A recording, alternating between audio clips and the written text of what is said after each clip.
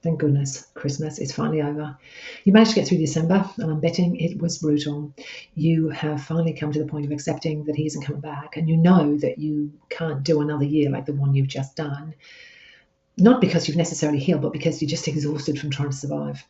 I bet you dreaded Christmas and New Year this year. But you kept going, you got through the events, and slowly, each day, it got a little bit easier. The constant tension of holding it all together has finally eased because January is finally here and something's shifted. You've got a bit more energy, your head's a bit clearer, and you know things can't stay the way they have been. All of that New Year's noise is starting to kick in. Thinking about the past, thinking about what you're done with, thinking about what you don't want to carry forward into the next year.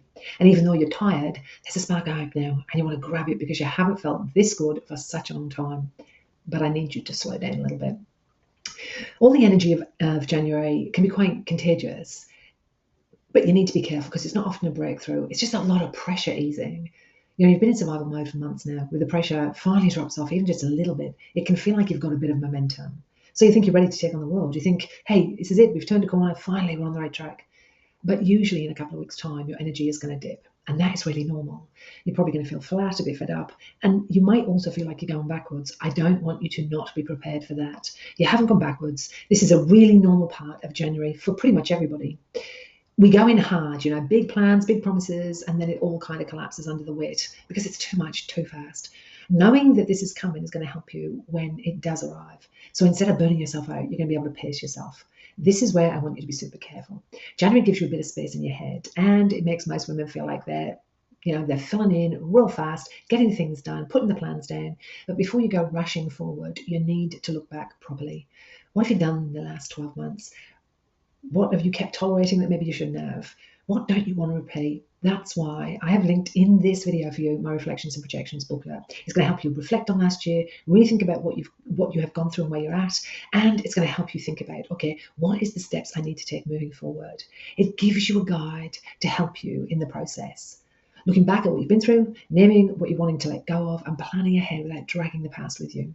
Using it is going to help you get out of your head and get stuff down on a piece of paper. It's going to let you know how to move forward. And I would love for you to share with me in the comments what you found helpful about that resource, or maybe what's keeping you stuck, where you want to plan before you've actually gone through a bit of a process to build up to this year. If you want this year to go well, I really encourage you to start small. No big goals, no reinventing yourself, but get the basics right. Get some good sleep. Make sure you're eating well. Drink some water. I know it's boring, but it's really important. And try and move your body. Or maybe you want to get a daily routine that doesn't exhaust you before lunchtime. A bit of momentum is really helpful, but it doesn't come from pushing yourself really hard for a couple of weeks at the beginning of the year. It comes from really small, incremental, very doable things that keep you going. And that's how this year becomes a different year for you. If you're early in your breakup and everything still feels super messy, I'd love you to head over to my Heartbreak to Healing series. It steps you through things as they would normally come up. It helps you to manage what to expect and what you're going through right now.